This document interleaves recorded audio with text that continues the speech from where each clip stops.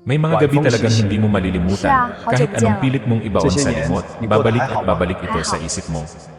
Isang gabi na tahimik, malamig, at amoy usok ng inihaw na isaw ang buong kalsada. Doon nagsimula ang lahat.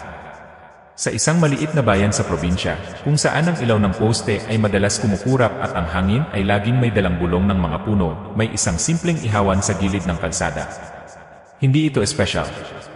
Isang kariton lang na may lumang bubong na yero, maliit na mesa, at isang lalaking nag-ihaw gabi-gabi. Ang pangalan niya ay Mario, 35 taong gulang, payat, kayumanggi, at kilala sa lugar bilang tahimik pero mabait.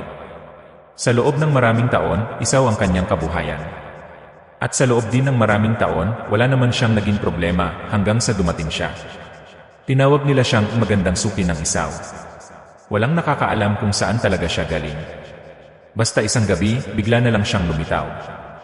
Babae siya, nasa kalagitnaan ng 20 anyos, maputi ang balat, mahaba ang tuwid na buhok na halos umabot sa kanyang baywang, at laging nakasuot ng simpleng puting damit. Hindi siya mukhang taga roon. Sa totoo lang, parang hindi siya nababagay sa maruming gilid ng kalsada kung saan nakatayo ang ihawan ni Mario. Pero gabi-gabi, eksaktong alas 10, darating siya. Hindi siya nagsasalita ng marami. Lalapit lang siya, ngingiti ng bahagya, at sasabihin, "Kuya, 10 piraso po." Minsan, 15. Minsan, 20. Hindi siya tumatawad. Hindi rin siya nagrereklamo. Tahimik lang siyang kumakain sa ilalim ng post ng ilaw na madalas kumukurap habang nakatingin sa malayo na parabang may hinihintay. Noong una, natuwa pa si Mario. Sino ba naman ang hindi matutuwa sa suping bumibili ng marami? Pero habang tumatagal, may kakaibang pakiramdam na gumagapang sa kanyang likod tuwing nararamdaman niyang nakatingin ito sa kanya, kahit hindi naman siya direktang tinitingnan. May mga gabing walang ibang tao sa kalsada. Tahimik ang paligid, tanging tunog lang ng naglalagablab na uling at mga kuliglig ang maririnig. Pero kapag dumarating ang babae, parang biglang lumalamig ang hangin. Parang may aninong dumadaan sa gilid ng kanyang paningin. At higit sa lahat, napansin ni Mario na kapag nandyan ang babae, walang ibang bumibili. Isang beses, tinanong siya ng kapitbahay na may-ari ng sari-sari store. "Pare, napapansin mo ba? Tuwing dumarating yang suki mo, parang walang gustong lumapit sa pwesto mo." Tinawanan lang niya yon. Baka raw nagkataon lang. Baka takot lang ang iba sa dilim. Pero isang gabi, may nangyari na hindi niya maipaliwanag. Habang nag-aabot siya ng isaw sa babae, aksidenteng nagdikit ang kanilang mga daliri. Sandali lang iyon, isang iglap. Pero sa iglap na yon, parang yelo ang kanyang nahawakan. Hindi malamig na parang galing sa ref, kundi malamig na parang walang buhay. Napatingin siya sa babae. Ngumiti ito. Ngunit sa ilalim ng ilaw na kumukurap, may nakita siyang kakaiba sa mga mata nito. Hindi niya maipaliwanag. Hindi iyon galit. Hindi rin lungkot. Parang gutom pero hindi sa pagkain. Simula noon, hindi na siya mapalagay. May mga tsismis sa baryo. May nagsasabing may aswang daw na nagpapakita sa bayan. May mga manok na nawawala. May aso na natagpo ang walang dugo. Ngunit walang malinaw na ebidensya. Lahat haka-haka. Lahat kwentong aswang lang, mga kwentong pampatakot sa gabi. Hindi naniniwala si Mario sa mga ganoon. Praktikal siyang tao. Para sa kanya, mas mahalaga ang benta kaysa sa mga sabi-sabi. Pero habang tumatagal, napapansin niyang mas lumalaki ang order ng babae. Mula 10, naging 20. Minsan, 30 pa. At hindi niya ito inuuwi. Doon lang siya sa ilalim ng post kumakain. Tahimik. Mabagal. Isa-isa. At ang mas nakakabahala, walang natitirang tusok sa basurahan. Isang gabi, naglakas loob siyang sundan ang babae matapos nitong magbayad. Tahimik itong naglakad papunta sa madilim na bahagi ng kalsada, kung saan wala ng bahay at puro talahiban na. Ang buwan ay natatakpan ng ulap. Ang hangin ay mabigat. Sa bawat hakbang niya, pakiramdam niya ay may kung anong nagmamasid sa kanya mula sa damuhan. Malayo na siya sa kanyang pwesto nang biglang huminto ang babae. Hindi ito lumingon. Pero malinaw ang boses nito sa gitna ng dilim. "Kuya, bakit mo ako sinusundan?" Napatigil si Mario. Hindi siya nakasagot. Hindi niya alam kung paano nito nalaman. Dahan-dahang lumingon ang babae. Sa sandaling iyon, kumidlat sa malayo. At sa isang iglap ng liwanag, may nakita siya sa likod ng babae, isang anino na hindi tugma sa kanyang katawan. Mas malaki. Mas malapad. At tila may pakpak na nakabuka. Pagbalik ng dilim, wala na ang babae. Tahimik ang paligid. Wala ang tunog ng kuliglig. Wala ang hangin. At sa paanan ni Mario, may isang bagay na naiwan sa lupa, isang tusok ng isaw na may bahid ng dugo na hindi niya maalalang nanggaling sa kanyang paninda. Doon niya unang naisip ang salitang matagal na niyang binabaliwala. Aswang. Ngunit huli na ba ang lahat? O simula pa lang ito ng mas malalim na misteryong hindi pa nalulutas? Dahil kinabukasan, bago pa man siya makapagbukas ng kanyang ihawan, may balitang gumising sa buong baryo, may natagpo ang bangkay sa may talahiban, malapit sa lugar kung saan niya huling nakita ang kanyang magandang suki ng isaw. At ayon sa sabi-sabi tuyo raw ang katawan. Ngunit ang mas nakakatakot. 10:00 na ng gabi. At may naririnig siyang mahinang tinig mula sa labas ng kanyang bahay. Kuya, 10 piraso ko. Hindi agad binuksan ni Mario ang pinto nang marinig niya ang tinig na iyon. Nakahiga siya sa papag, pawis na pawis kahit malamig ang gabi. Ilang beses niyang kinurot ang sarili para lang masiguro na gising siya. Pero malinaw ang narinig niya, mahina, malambing, at parang nanggagaling mismo sa labas ng bintana. Kuya, 10 piraso ko. Wala siyang ihawan sa bahay. Wala siyang uling. Pero naamoy niya ang pamilyar na amoy ng nasusunog na bituka ng manok, humahalo sa malamig na hangin ng hating gabi. Hindi siya sumagot. Makalipas ang ilang minuto, tumahimik ang paligid. Wala na ang tinig. Wala na ang amoy. Pero hindi na siya nakatulog pa. Kinabukasan, usap-usapan sa baryo ang bangkay na natagpuan sa talahiban. Lalaki raw, nasa 30, hindi taga roon. Walang sugat, walang bakas ng pakikipaglaban. Pero ayon sa mga nakakita, tila ba natuyuan ng dugo ang katawan. Parang piniga ang buhay. Hindi mapakali si Mario habang nakikinig sa mga chismis sa tindahan ni Aling Nena. Tuwing may magbabanggit ng salitang iaswang, napapahigpit ang hawak niya sa baso ng kape. Matagal nang may kwento tungkol sa lugar na yon. Sabi ng matatanda, dati raw ay may matandang babae na nakatira sa dulo ng talahiban. Tahimik lang ito, hindi masyadong nakikisalamuha. May mga nagsasabing may kakaiba raw sa kanya, hindi raw ito tumatanda, at laging may bumibisitang estranghero sa gabi. Isang taon, bigla na lang itong nawala. Nasunog ang kubo niya pero walang natagpo ang bangkay. Lumipas ang mga taon, nakalimutan din ang kwento. Hanggang ngayon, hindi binuksan ni Mario ang ihawan kinagabihan. Nagdahilan siyang masama ang pakiramdam. Pero ang totoo, natatakot siya. Hindi niya alam kung ano ang mas kinatatakutan niya, ang posibilidad na totoo ang mga kwento, o ang katotohanan gusto niyang makita muli ang babae. Lumipas ang isang gabi. 2. Walang narinig si Mario. Walang kumatok. Unti-unti, kinumbinsi niya ang sarili na baka guni-guni lang ang lahat. Pagod lang siguro siya. Stress. Takot na pinalaki ng chismis. Sa 3 gabi, naglakas loob siyang magbukas muli. Tahimik ang kalsada. Mas tahimik kaysa dati. Kahit ang mga tambay na dati nagkukumpulan sa tapat ng tindahan ay wala.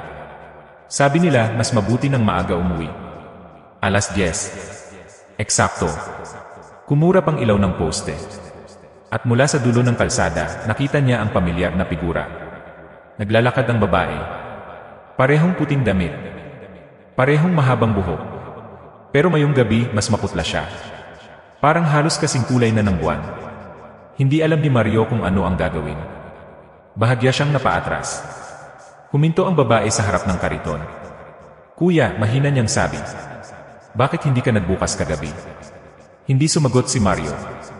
Nanginginig ang kamay niya habang hinahawakan ang pamaypay sa uling. May nangyari ba? Dagdag pa ng babae, bahagyang nakangiti. May kung anong kakaiba sa ngiti niya. Hindi ito abot sa mata.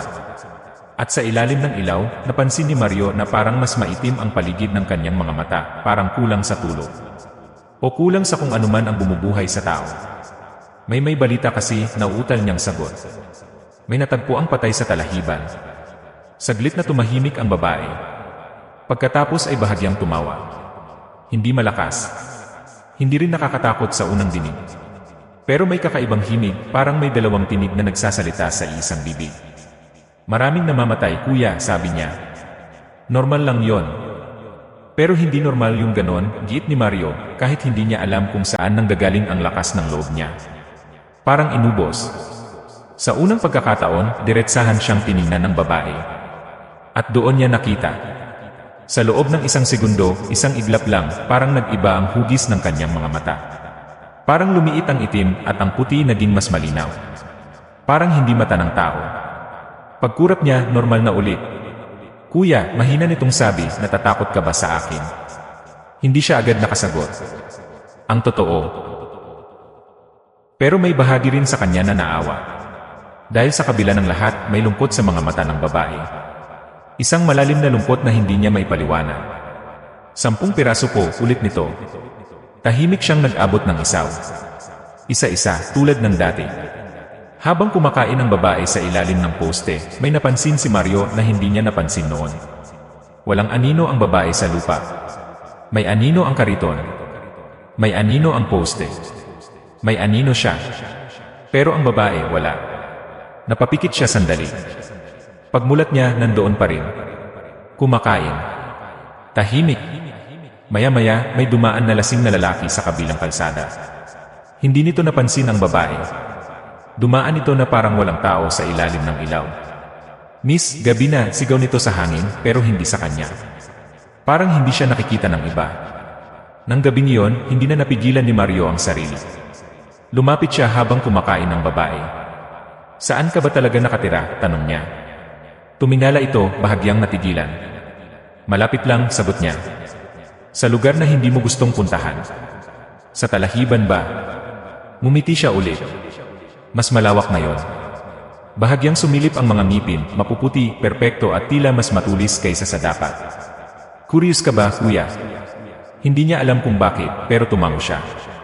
Lumapit ang babae. Napakalapit. Naamoy niya ang kakaibang halimuyak, hindi pabango, hindi usok. Parang basang lupa pagkatapos ng ulan.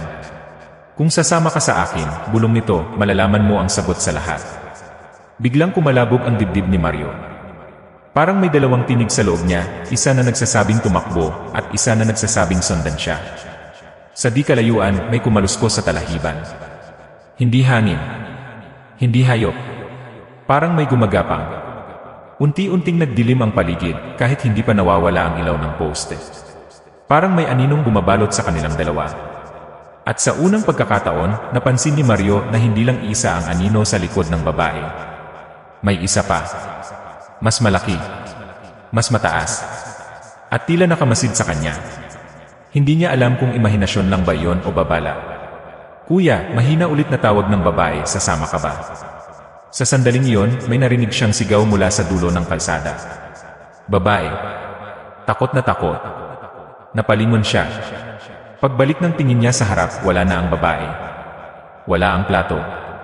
Wala ang tusok. Wala ang bakas ng yapak. Pero sa ibabaw ng kanyang kariton, may isang bagay na hindi niya inilagay doon. Isang lumang kwintas na may maliit na pulang bato sa gitna. At habang hawak niya yon, bigla niyang naalala ang kwento ng matandang babae sa talahiban na ayon sa sabi-sabi, may suot daw itong pulang bato sa leg tuwing may darating na bagong bisita. Muling kumalabog ang dibdib niya. Sa malayo, narinig niya ang alulong ng aso. Isa. Dalawa. Marami. At sa hangin, may pabulong na tinig na tila umiikot sa kanyang paligid. Hindi ka pa handa pero darating ka rin. Hindi pa niya alam kung ano ang ibig sabihin noon. Pero ramdam niyang hindi na simpleng suki ang bumibisita sa kanya gabi-gabi. At ang mas nakakatakot, pakiramdam niya, hindi siya ang pumili na mapasama sa misteryong ito. Siya ang napili. Hindi na nawala sa isip ni Mario ang pulang kwintas. Maghapon niya iyong hawak-hawak, pinapaikot sa pagitan ng kanyang mga daliri habang nakaupo sa loob ng kanyang maliit na bahay. Simpleng tao lang siya, lumaki sa hirap, nasanay sa pag-iisa. Wala siyang asawa, wala ring anak. Ang ihawan at ang bahay na minanapan niya sa kanyang yumaong magulang ang bumubuo sa mundo niya. Pero ngayon, pakiramdam niya ay may pumasok na hindi niya kilala, hindi lang sa buhay niya, kundi sa mismong pagkatao niya. Sinubukan niyang itapon ang kwintas. Lumabas siya isang hapon at inihagis iyon sa balon sa likod ng bahay. Narinig niya ang mahinang lagapak ng bagay na tumama sa tubig. Nakahina siya ng maluwag, akala niya tapos na. Pero nang gabing iyon, bago siya magbukas ng ihawan, naramdaman niya ang malamig na bagay sa kanyang bulsa. Ang pulang kwintas. Hindi niya alam kung paano ito nakabalik. Simula noon, unti-unting nag-iba ang lahat. Hindi na lang sa gabi nagpapakita ang babae sa kanyang isip. Kahit sa araw, habang bumibili siya ng paninda sa palengke, may nararamdaman siyang nakatingin. Minsan, sa salamin ng freezer ng tindahan, may nakikita siyang puting aninong dumaraan sa likod niya, pero paglingon niya, wala namang tao. Hindi na rin siya makatulog ng maayos. Tuwing pipikit siya, napapanaginipan niya ang talahiban. Nakalubog ang paa niya sa basang lupa. May malamig na hangin na umiikot sa paligid. At sa gitna ng damuhan, may babaeng nakatayo, nakatalikod. Kapag lalapit siya, dahan-dahan itong lilingon, pero bago niya makita ang mukha, magigising siya, hinal na hinal. Lumalala ang takot. Isang gabi, may dumating na pulis sa pwesto niya. Lalaki, nasa 40, matangkad at seryoso ang mukha. "Ikaw si Mario?" tanong nito. "Opo," sagot niya, pilit pinapakalma ang sarili. "May ilang nagsabi na may estrangherang babae raw na laging nasa pwesto mo tuwing gabi. Maputi, mahaba ang buhok. Nanlamig ang kanyang batok." "Opo, suki ko po." Nagkatinginan ang dalawang pulis na kasama nito. "May dalawang lalaki na ang nawawala nitong mga nakaraang linggo," dagdag ng pulis. Parehong huling nakitang dumaan sa kalsadang ito. Hindi niya alam kung ano ang isasagot. Hindi naman niya pwedeng sabihin ang lahat na may anino itong hindi pangkaraniwan, na may kwintas na bumabalik kahit itapon, na may mga boses siyang naririnig sa dilim. "Wala naman po siyang ginagawang masama," mahina niyang sabi. "Sigurado ka?" matalim na tanong ng pulis. Hindi siya sigurado. Pagkaalis ng mga pulis, lalo siyang hindi mapalagay. Ngayong may investigasyon na, pakiramdam niya'y mas lumalapit ang panganib. Hindi lang para sa kanya, para sa buong baryo. Kinagabihan, 10:00 ulit. Dumating ang babae. Pero ngayong gabi may kakaiba. Hindi siya naglakad mula sa dulo ng kalsada. Bigla na lang siyang nandoon, parang sumulpot mula sa dilim. "Kuya," malambing niyang bati. "Hinahanap ako ng mga tao." Hindi makapagsalita si Mario. "Takot ka na ba sa akin?" tanong niya ulit. Hindi na niya kayang magsinungaling. "Hindi ko na alam," amin niya. Ngumiti ang babae, pero may lungkot sa likod ng ngiting iyon. "Hindi ako ang dapat mong katakutan." Biglang may malakas na kalabog mula sa talahiban. Parang may bumagsak na mabigat na bagay. Napalingon si Mario. Sa unang pagkakataon, may nakita siyang gumalaw sa damuhan, hindi isang anino lang, kundi dalawa. Mas mababa, mas mabilis. Parang gumagapang sa lupa. "Hindi lang ako ang nandito," bulong ng babae. Doon nagsimula ang pangalawang takot. Hindi pala siya nag-iisa. Kinabukasan, may natagpuan na namang bangkay. Sa ibang bahagi naman ng baryo. Parehong kondisyon, walang sugat, walang dugo. Unti-unting kumalat ang takot. Maagang nagsasara ang mga tindahan. Wala nang batang naglalaro sa labas. Kahit ang mga aso, tahimik na tuwing sasapit ang 10:00. May nagsimulang magbintang. May ilang matatanda ang nagsabing baka may tagasunod ang aswang. Hindi raw iisa. Minsan, kapag may bagong kumapalit, may mga nilalang na sumasama rito, mga mas mababang uri, mga hindi paganap. Isang hapon, nilapitan si Mario ni Aling Nena. "Mario," mahina nitong sabi, "simula nang dumating niyang babae sa pwesto mo, sunod-sunod ang nangyayari."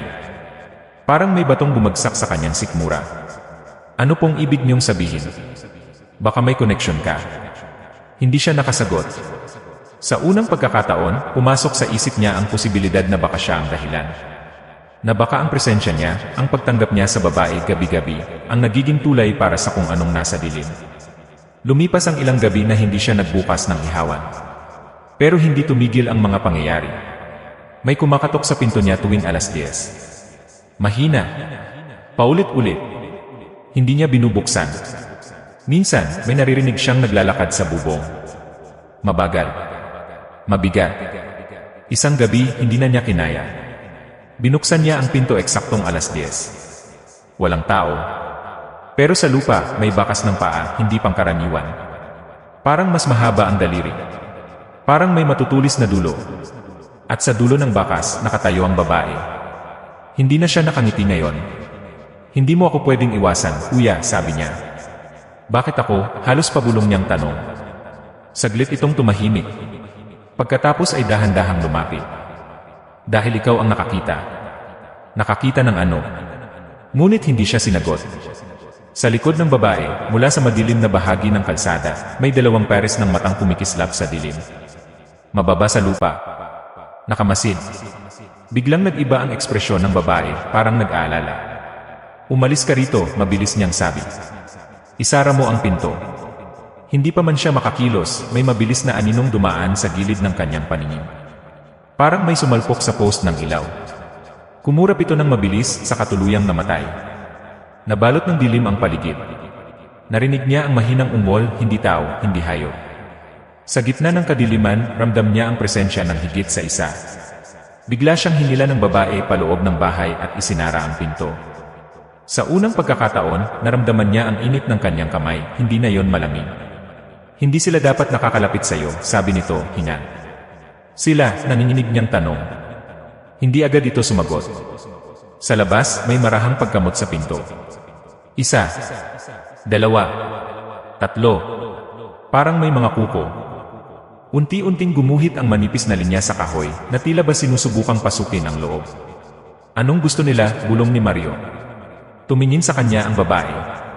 Sa mga mata nito, ngayon malinaw ang takot. Ikaw. Napatigil ang kanyang paghina. Bakit? Dahil hindi ka katulad ng iba. Hindi niya maintindihan ang ibig sabihin. Mas lumakas ang pagkamot sa pinto. May kung anong mabigat na sumandal dito. At sa sandaling iyon, napagtanto ni Mario na ang misteryo ay hindi lang tungkol sa isang magandang suki ng isaw. May mas malalim pang dahilan kung bakit siya ang napili. At sa labas ng kanyang bahay, may mga nilalang na handang kunin kung anuman ang espesyal sa kanya, kahit hindi pa niya alam kung ano yon.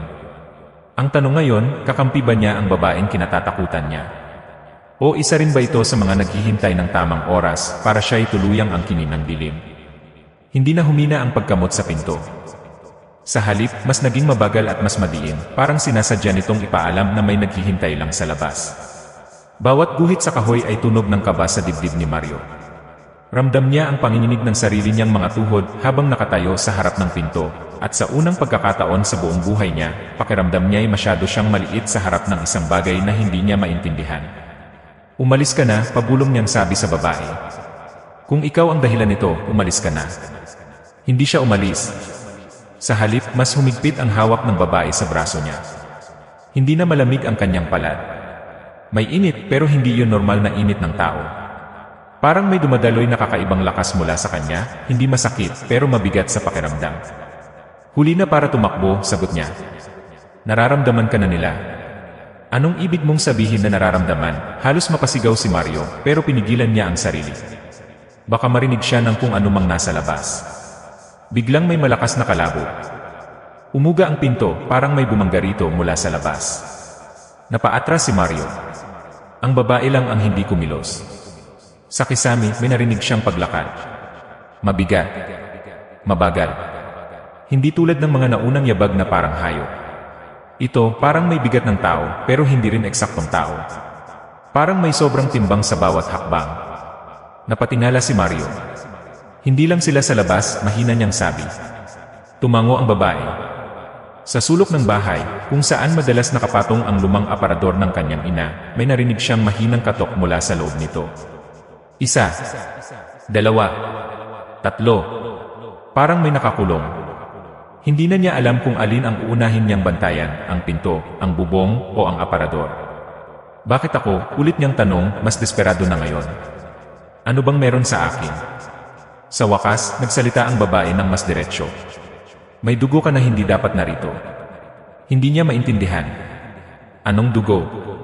Bago pa siya masagot, biglang bumukas ang ilaw sa loob ng bahay, kahit hindi naman niya ito binuksan. Saglit na luminaw ang paligid. At sa liwanag na yon, may nakita siyang hindi niya napansin dati. Sa dingding, sa likod ng luma nilang larawan ng pamilya, may mga manipis na marka. Parang lumang simbolo, halos mabura na ng panahon. Hindi niya alam kung kailan pa yun naroon. Hindi ka aksidenteng nandito, sabi ng babae. Matagal ka nang hinihintay ng lugar na ito. Mas lumakas ang kalabog sa pinto. May tunog ng kahoy na unti-unting bumibigay. Sa labas, may narinig siyang pabulong ng mga tinig. Hindi malinaw ang mga salita, pero parang sabay-sabay silang nagsasalita, parang hangin na may dalang mga pangalan. At malinaw niyang narinig ang isa. Mario, nanlambot ang kanyang mga kamay. Hindi niya kailanman sinabi ang pangalan niya sa babae. Hindi niya ito binanggit sa labas. Pero ngayon, may mga nilalang na bumubulong nito sa dilim. Unti-unting nag-iba ang pakiramdam sa loob ng bahay. Parang lumiit ang espasyo. Parang humihigpit ang hangin. Ang mga anino sa sulok ay tila gumagalaw kahit walang ilaw na nagbabago. Kung lalabas ako, nanginginig niyang sabi, titigil ba sila? Biglang tumalim ang tingin ng babae. Iyon ang gusto nila. Kung ganoon, pero hindi ka nababalik. Bumagsak ang isang bahagi ng pinto. May manipis na siwang na ngayon kung saan pumapasok ang malamig na hangin. Sa siwang na yon, may nakita siyang daliri, mahaba, payat, at tila hindi tama ang pagkakahugis. Dahan-dahan itong pumasok, sinusubukang abutin ang kandado. Napaatras siya hanggang sa dumikit ang likod niya sa dingding na may mga simbolo. Sa likod ng aparador, mas lumakas ang katok. Ngayon ay parang may kumakalmot mula sa loob, desperado ring makalabas. Hindi ko na kaya, bulong ni Mario. Hindi ko na alam kung sino ang kalaban. Saglit na tumahimik ang babae. Sa unang pagkakataon, nakita niya ang pagdududa sa mukha nito. Hindi mo ako dapat pagkatiwalaan, sabi niya. Pero sa gabing ito, mas kailangan mo ako kaysa sa iniisip mo. Biglang namatay ang ilaw. Lubos na kadiliman. Tanging tunog ng paghinga nilang dalawa at ang unti-unting pagwasak ng pinto ang maririnig. At sa dilim, may nakita si Mario. Hindi gamit ang mata, kundi sa pakiramdam. Parang may liwanag na nagmumula sa dibdib niya. Hindi totoong liwanag, hindi nakikita, pero nararamdaman. Isang init na tumutugon sa presensya sa labas. Biglang tumigil ang pagkalabo. Tahimik. Masyadong tahimik. Pagkatapos, sabay-sabay na umatras ang mga yabag sa bubong. Nawala ang pagkamot sa pinto. Tumigil ang katok sa aparador. Parang may nag-utos sa kanila na umatras. Dahan-dahang bumalik ang ilaw. Nakatayo pa rin ang babae sa harap niya, pero ngayon ay mas maputla siya kaysa dati. Parang may nabawas sa kanya. Anong ginawa mo? Tanong niya kay Mario. Ako. Wala. Pero hindi siya sigurado. Sa paanan niya, napansin niyang may manipis na bitak ang sahig, eksaktong kung saan siya nakatayo. Mula rito, parang may bahagyang usok na umaangat na agad ding naglaho. May kung anong gumalaw sa labas ng siwang ng pinto. Isang matang nakasilip. Hindi kumikislap. Hindi kumukurap. Nakatingin lang. Hindi pa tapos, sabi ng babae, halos pabulong. Sinusubukan ka pa lang nila. Para saan? Para malaman kung handa ka na. Handa sa ano? Hindi na siya sinagot. Sa halip, biglang lumapit ang babae at hinawakan ang kanyang dibdib sa tapat ng puso. Hindi masakit, pero may dumaloy na parang kuryente sa buong katawan niya. Saglit siyang napapikit. At sa isang iglap, may nakita siyang larawan sa isip niya, hindi malinaw pero sapat para magdulot ng matinding takot. Isang mas lumang bersyon ng baryo. Walang sementadong kalsada. May kubo sa gitna ng talahiban. At sa loob nito, may batang lalaki, kamukha niya. At sa harap ng batang iyon, may babaeng may suot na pulang kwintas. Nagmulat siya. Huwag, sabi ng babae, tila napagod. Hindi mo pa dapat makita. Anong koneksyon ko rito? Sigaw niya, hindi na alintana kung marinig man ng iba.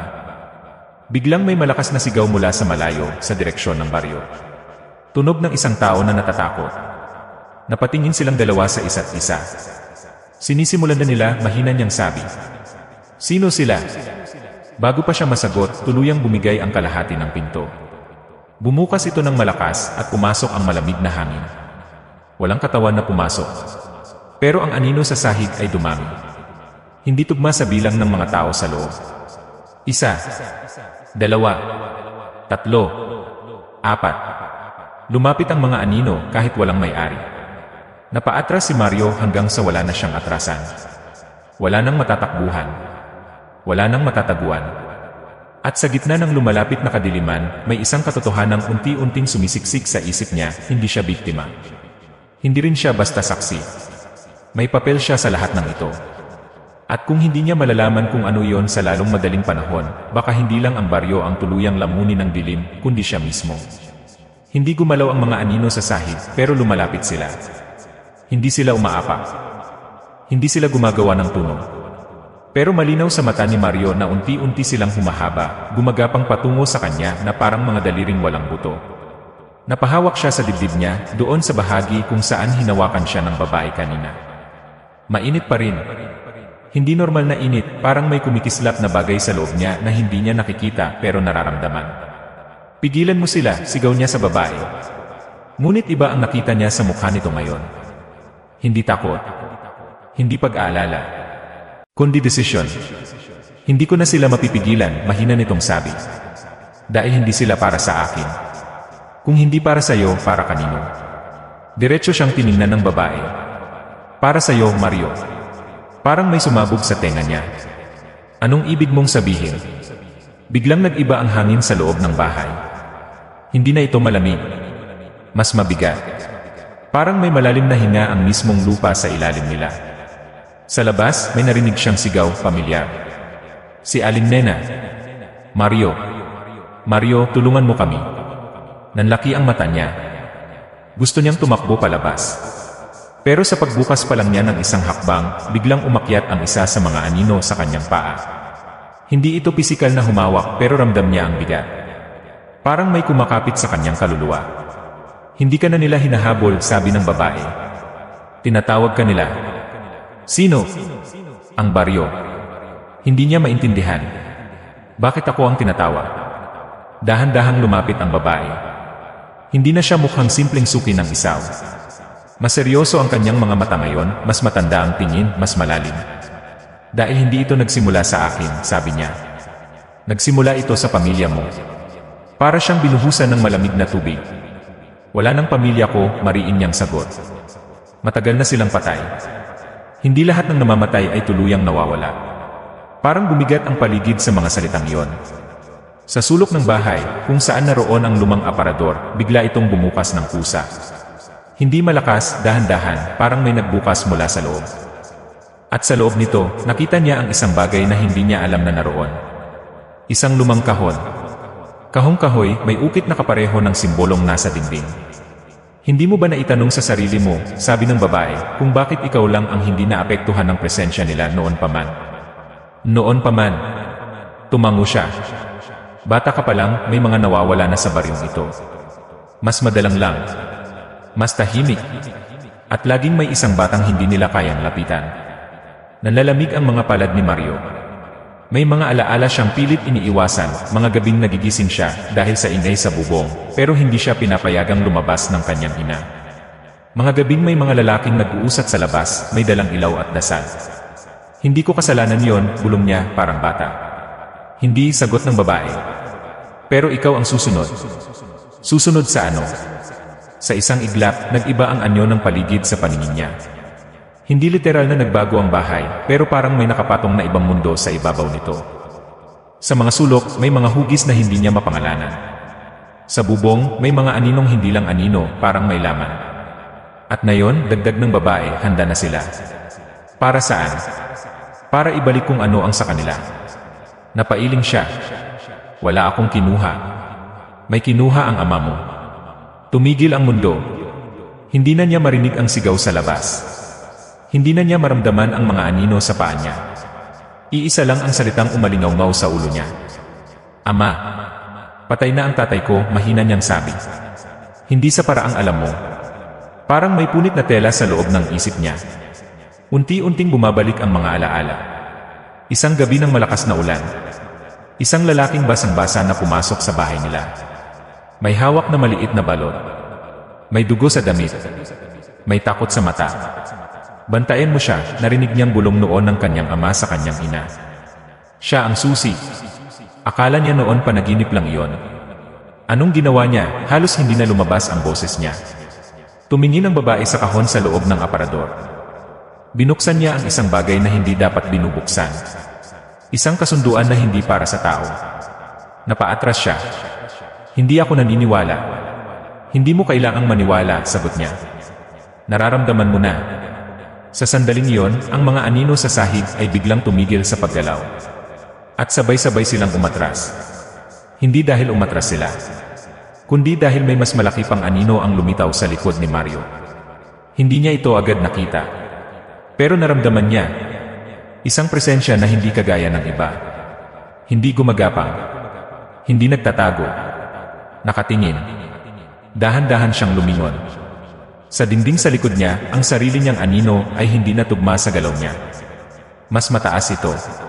Mas malapad. At sa ulo nito, may hugis na tila may sungay o pakpak, hindi malinaw, pero sapat para magdulot ng matinding takot.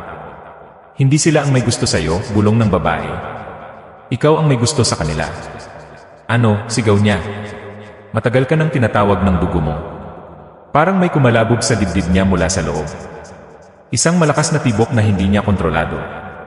Hindi niya natapos ang sasabihin. Dahil biglang nagdilim ang paningin niya. Sa loob ng ilang segundo, wala siyang makita.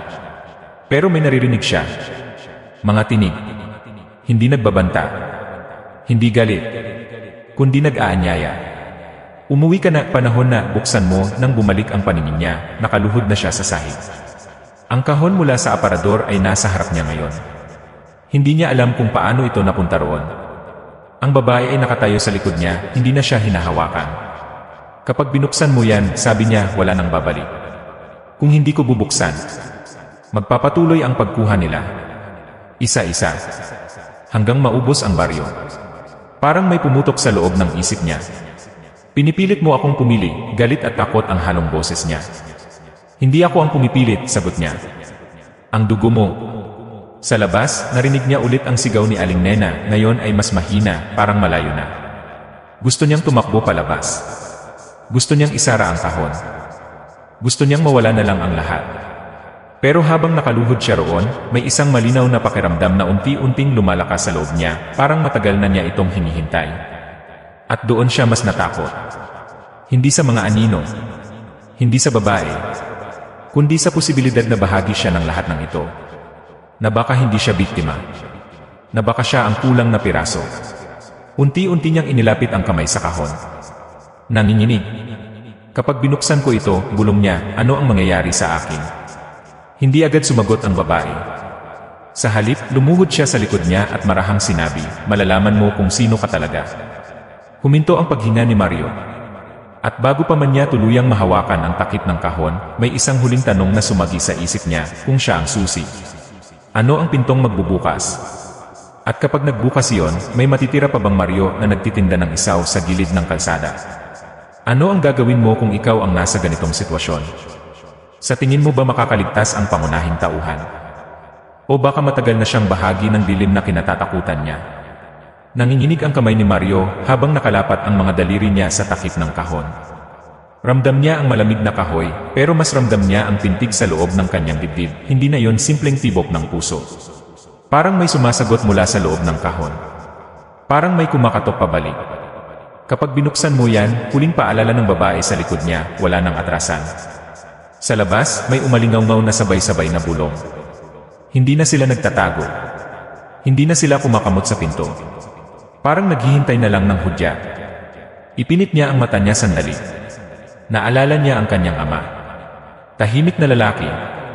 Madalas nakatingin sa malayo. Minsan, nahuli niya itong nakatitig sa talahiban na parang may kausap na hindi niya makita.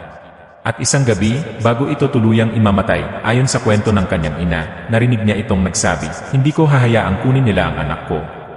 Akala niya noon bangungot lang iyon. Ngayon, naiintindihan na niya. Huminga siya ng malalim at tuluyang binuksan ang kahon. Hindi liwanag ang sumambulan, kundi hangin. Isang napakalakas na bugso ng hangin ang sumabog mula sa loob ng kahon, tumama sa kanyang mukha at nagpaalon sa buhok ng babae sa likod niya. Umuga ang buong bahay. Namatay ang ilaw. Ang mga simbolo sa dingding ay tila nagliwanag ng bahagya, parang pinapainit mula sa loob. Sa loob ng kahon, walang alahas. Walang kayamanan. Isang pirasong itim na bato lang. Kasing laki ng kamao niya. Makintab. Buhay. Pagkahawak niya rito, parang may dumaloy na apoy sa kanyang mga ugat. Napasigaw siya.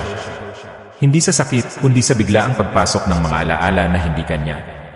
Mga mukha ng mga taong hindi niya kilala. Mga gabi ng pag-aalay sa gitna ng talahiban. Isang matandang babae na may suot na pulang kwintas, nakaluhod sa harap ng isang mas malaking anino. At sa tabi ng aninong iyon, ang kanyang ama. Hindi, sigaw ni Mario, pero hindi niya alam kung sino ang tinututulan niya, ang alaala o ang katotohanan. Sa labas, biglang nag-iba ang tono ng mga bulong. Naging galit. Naging matinis. Ang mga anino sa sahig ay biglang sumugod, umakyat sa kanyang katawan, sinusubukang abutin ang bato sa kanyang kamay. Ngayon, sigaw ng babae. Ngayon mo sila kayang pigilan. Paano? Desperado niyang sigaw pabalik. Isara mo ang pintuan. Anong pintuan?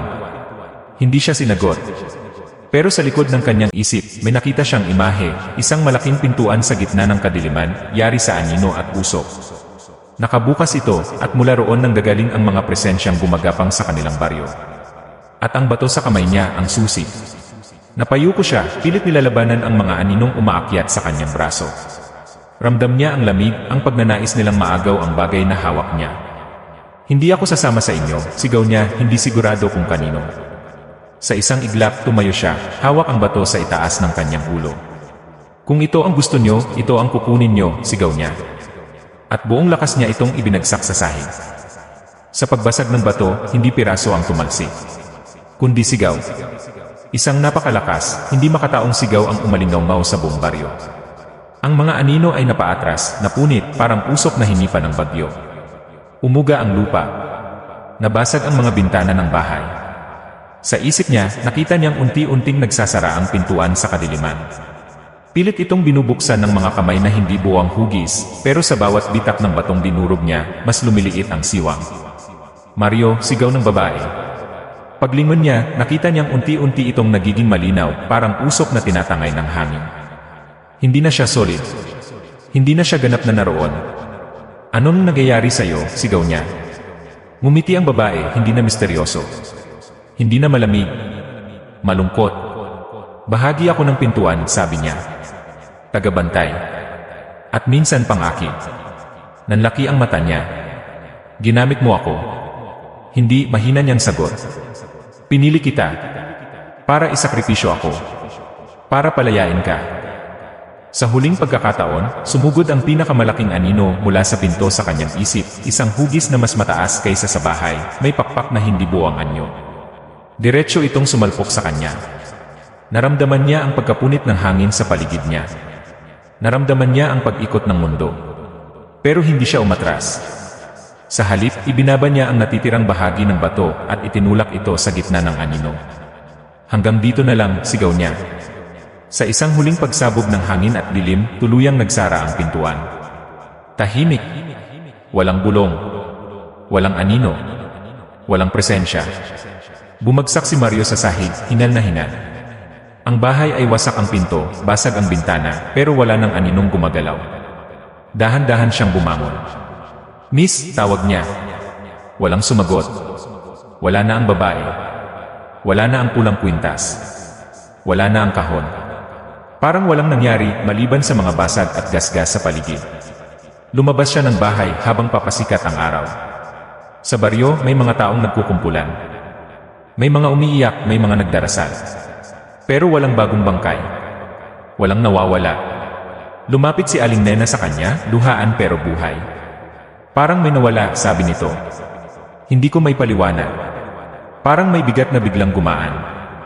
Hindi siya sumagot. Alam niya kung ano ang nawala. Bumalik siya sa kanyang pwesto kinagabihan. Tahimik ang kalsada. Normal. May ilang bumibili ng isaw, nagtatawanan pa. 10:00. Napatigil siya sandali. Walang dumating. Walang kumurap na ilaw. Walang malamig na hangin. Unti-unti siyang napangiti.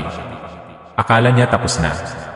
Pero habang nagliligpit siya ng ihawan, napansin niya ang anino niya sa ilalim ng poste. Normal. Hanggang sa gumalaw ito kahit hindi siya gumagalaw. Unti-unti humaba ang anino niya. Bahagyang umangat ang ulo nito, tila may kakaibang hugis na pamilyar sa kanya. At sa loob ng kanyang dibdib, may mahina pero malinaw na tibok, hindi na katulad ng dati. Napahawak siya sa puso niya. Tahimik ang gabi. Walang bulong. Pero sa kaibuturan ng kanyang isip, may isang pabulong na tinig na hindi niya tuluyang napatahimik. Ang pintuan ay nagsara pero ang susunod na tagabantay ay nananatili.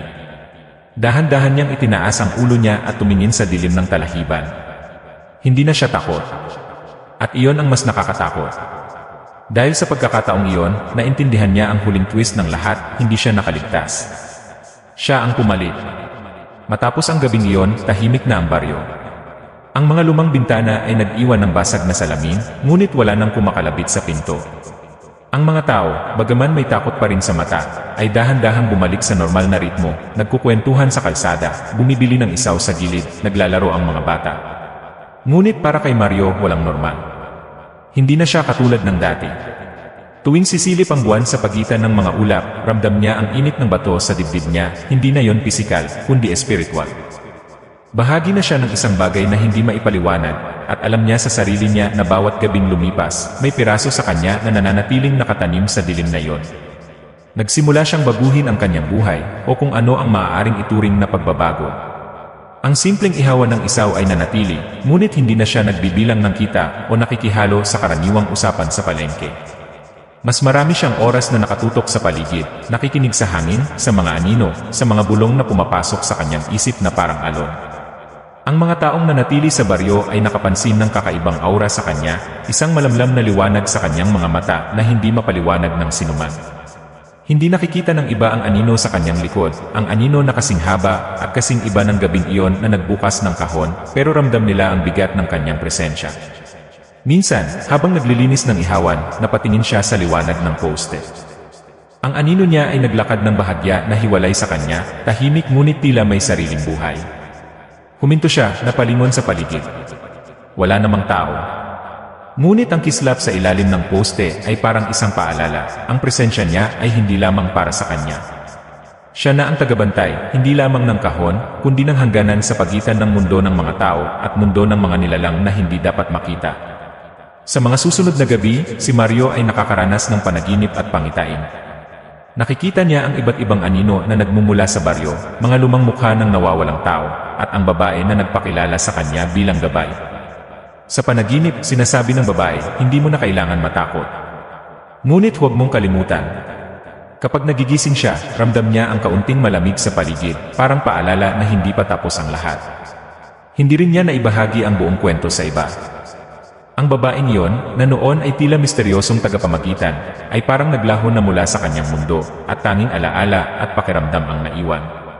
Ang mga tao sa baryo ay nakalimot sa mga insidente, ang bangkay na bigla na lang nawala, ang mga anino sa paligid, ang malamig na hangin tuwing alas 10. Para sa kanila, si Mario ay nanatiling simpleng tindero ng isaw, ngunit sa loob niya, alam niyang may higit pang nangyari. Alam niyang hindi siya katulad ng iba, at may tungkulin siyang hindi maintindihan ng sinuman kundi ng sarili niya. Ngunit hindi rin buo ang kaligtasan. May mga pagkakataon na nakararamdam siya ng kakaibang panginginig sa katawan niya, parang may kumikilos sa paligid na hindi maipaliwanag. Minsan, habang nagbibilad ng isaw sa gabi, naramdaman niya ang isang malamig na hawak sa balikat niya, at nang lumingon, walang tao. Ang kanyang anino ay gumalaw ng bahagya, hindi tumutugma sa kanyang kilos. At sa ilalim ng poste, may manipis na liwanag na nagkikislap, hindi maliwanag, ngunit sapat para ramdam ang presensya. Sa kanyang isip may bulong, babalik kami. Hindi siya nag-aalala, hindi rin siya natatakot tulad ng dati. Ngunit alam niya na ang kaligtasan ay pansamantala lamang. Ang pagkilos niya noong gabing iyon, ang pagbagsak ng bato, ang pagsara ng pintuan, ay nagbigay sa kanya ng kapangyarihan at responsibilidad. Ngayon, siya ang bantay, at bawat gabi ay isang pagpapaalala na may nilalang na naghihintay sa maling sandali. Ang babae ay maaaring naglaho, ngunit ang impluwensya niya ay nananatili, at si Mario ay patuloy na natututo kung paano makipag-ugnayan sa mundo na hindi nakikita ng iba. Lumipas ang ilang buwan. Si Mario ay mas naging tahimik, mas maingat, at mas maalam sa kanyang paligid. Ang baryo ay nagbabalik sa katahimikan, ngunit may kaunting pangamba sa mata ng ilan. Ang mga bata ay tinuturuan ng mga magulang na huwag maglakad mag-isa sa gabi, at ang mga matatanda ay nagkukwentuhan tungkol sa lumang kwento ng batang lalaki na tila nakakita ng higit pa kaysa sa dapat. Si Mario, sa kabila ng kanyang kabataan at karanasan, ay hindi nakalimot. Alam niya na may nakatabing lihim na hindi kailanman ganap na mawawala. Isang gabi, habang nakaupo sa harap ng ihawan at binabalot ang natirang uling, may narinig siyang pabulong. Halos hindi marinig, parang hangin lamang. Ngunit malinaw sa isip niya, handa ka na ba? Napatingin siya sa dilim sa kalsada. Walang tao. Walang anino. Ngunit alam niya na may nakamasid. Napahinto siya sa kanyang ginagawa, huminga ng malalim at tumitig sa madilim na dulo ng baryo. Sa mga mata niya, may maliit na liwanag, hindi maliwanag, ngunit parang mata na kumikislap sa kadiliman. Napangiti siya ng bahagya, ngunit hindi iyon maginhawang ngiti. Ito ay ngiti ng isang taong may alam ng higit pa sa iba, ngiti ng isang bantay na nakakaunawa sa kadiliman. Ngunit sa kaibuturan niya, ramdam niya na ang kwento ay hindi pa tapos. May bagong yugto na naghihintay, at baka sa oras na yon, siya rin ay haharapin sa bagong hamon na mas mabigat at mas mapanganib. Napansin niyang ang kanyang anino sa sahig ay gumalaw ng bahagya. Hindi eksaktong tugma sa kanya. Para bang may ibang nilalang na nakamasid, nakahandang umaksyon sa bawat galaw niya. Ramdam niya ang malamig na hangin sa likod niya. Hindi siya lumingon, alam niyang naroroon ang presensya. Sa halip, iniwan niya ang kanyang tingin sa dulo ng kalsada, sa mga ilaw ng baryo, at dahan-dahang ngumiti. Hindi siya takot. Ngunit ang kaba ay nanatili, isang paalala na ang dilim ay laging naroroon, handa lamang maghintay sa tamang pagkakataon. Para sa mga manunood, iniwan si Mario na buhay, ngunit hindi ganap na ligtas. Ang kanyang karanasan ay nagturo sa kanya, ngunit iniwan rin ang isang misteryo. Ano ang magiging papel niya sa susunod na yugto? Ano ang susunod na mangyayari sa baryo? Ang huling eksena ay nakasentro sa anino niya sa sahig, hindi normal, kakaiba, bahagyang may hugis ng pakpak o sungay na nagmumungkahi na kahit tapos ang gabing iyon, ang panganib ay nananatili. Kung ikaw ang manonood, ano ang gagawin mo kung nasa posisyon ni Mario? Ano sa tingin mo ang mangyayari sa kanya sa susunod na gabi? Sa tingin mo ba, makakahanap siya ng tunay na katahimikan? Mag-comment sa ibaba kung gusto mo ng sequel o kung paano mo maiisip na haharapin niya ang bagong panganib. Ang huling tanong ay nananatili, may tapos na ba ang kwento o nagsisimula pa lamang ito sa ibang anyo?